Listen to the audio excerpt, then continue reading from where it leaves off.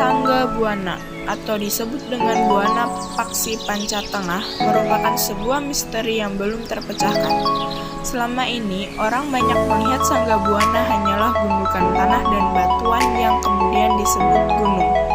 Namun, di lain sisi, Sangga Buana adalah sebuah hakikat kehidupan masa lalu dan masa kini yang harus diketahui dan difahami. Ketinggian yang hanya 1278 mdpl dengan dikelilingi perbukitan di sekelilingnya merupakan rumpaka alam, bentuk dan kondisi serta bukti di lapangan adalah daya dukung bahwa di balik sebuah pegunungan ada sejarah masa lalu yang tersimpan di sepanjang perjalanan kehidupan. Melihat kondisi fisik serta beberapa catatan yang banyak dikemukakan para sepuh mengenai Sangga Buana atau Paksi Buana Panca Tengah, di mana pegunungan Sangga Buana merupakan sebuah tempat yang menghubungkan 5 wilayah di Jawa Barat. Jika mendengar keterangan bahwa dahulu pusat pemerintah dari kerajaan Pajajaran dan di Buana Paksi Panca Tengah, maka ada bagusnya para ahli mencoba meneliti atas pegunungan Sangga Buana atau Gunung Sangga Buana. Sangga Buana banyak yang mendefinisikan sebagai penyangga buana atau penyangga alam, maka ada sebuah rasa penasaran jika melihat dan mendengar kalimat Sangga Buana. Apa yang sesungguhnya tersimpan dan misteri apa yang selama ini menyeliputi Sangga Buana? Hasil pengamatan yang dilakukan oleh tim Pepeling Karawang selama beberapa tahun terhadap kondisi Sangga Buana, di mana banyak hal-hal yang tidak logis atau di luar nalar pemikiran saat ini. Dihampiri sebagian besar wilayah pegunungan memiliki karakteristik bantuan konglomerat, banyaknya bantuan yang jika dilihat bukan hasil sedimentasi alam namun cenderung buatan manusia.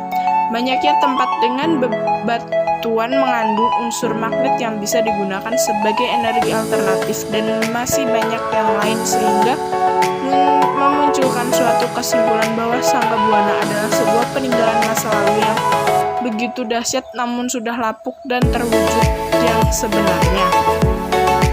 Sangga Buana atau ada juga yang menyebut Istana Luhur yang kebanyakan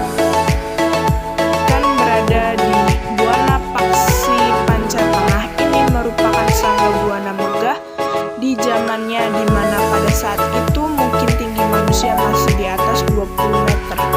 Jonggar Salaka, sehingga jika disesuaikan dengan relevansinya akan logis jika bangunannya tinggi dan besar. Tim Pepeling menganalisa bahwa Sangga Buana merupakan peninggalan masa lalu yang begitu hebat dan dahsyat sebagai pusat pemerintahan saat itu. Asumsi itu muncul berdasar temuan serta data yang didapat dan hasil penelusuran selama beberapa tahun di Sangga Buana dan sekitarnya. Adapun jika asumsi dan hasil analisa ini dianggap tidak relevan, maka kami sangat menghargai jika ada yang melakukan penelitian dari para ahli yang lebih memastikan akan rahasia dari apapun itu Sangga Buana yang sesungguhnya. Kehidupan akan selalu bergulir dan terus mengalami perubahan. Jika kita menganalisa sebuah bangunan, maka dalam kurun 100 tahun saja akan melihat perubahannya. Bahkan bangunan sekarang sudah lapuk atau hancur. Begitu dengan Sangga Buana, di mana jutaan tahun lamanya pasti wujudnya akan mengalami perubahan signifikan karena hancur oleh bencana, tertutup lapisan tanah, tertutup pepohonan, serta akan mengalami perubahan oleh suhu, cuaca, iklim, dan proses alamiah kehidupan.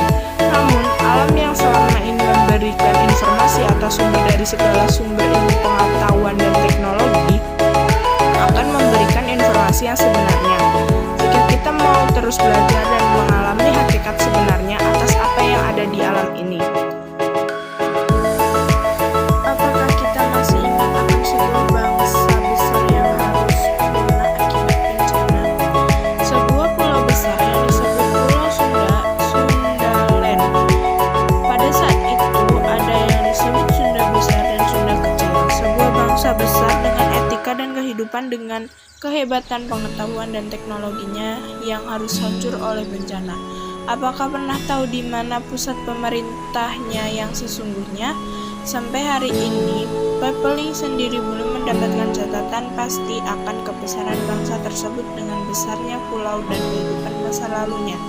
Namun, berdasarkan analisa Pepeling Karawang bahwa Sunda adalah sebuah bangsa besar di mana cikal bakal peradaban kehidupan modern yang terus-menerus ditutupi karena sebuah kepentingan.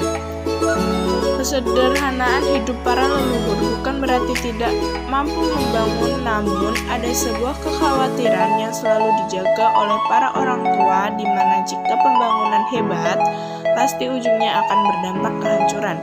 Dan itu yang terjadi di masa lalu Sanggabuana. Hari ini adalah hanya sebuah gundukan tanah yang ditutupi pepohonan, namun jika kita mempelajarinya, nilai dan maknanya Sanggabuana adalah diri dan manusia. Alam ini lestari dan hancurnya kembali pada manusia. Jika manusia mampu menjaga alam ini dan mampu melestarikan hakikat kehidupannya, sejarah, budaya, dan kearifan lokal, maka buana ini akan tersandat dari bencana dan kehancuran kehidupan. Namun jika manusia sudah tidak mampu mengendalikan dirinya sehingga tidak bisa membedakan mana madrat dan mana manfaat, maka tinggal menunggu kehancurannya karena alam atau bumi buana sudah tidak lagi ada yang menopang atau menyangga. Jalur pendakian Gunung Sanggabuana membutuhkan waktu sekitar 6-7 jam untuk sampai ke puncaknya. Di awal jalur pendakian, kita akan menemukan area pesawahan warga dengan latar barisan bukit yang sangat indah.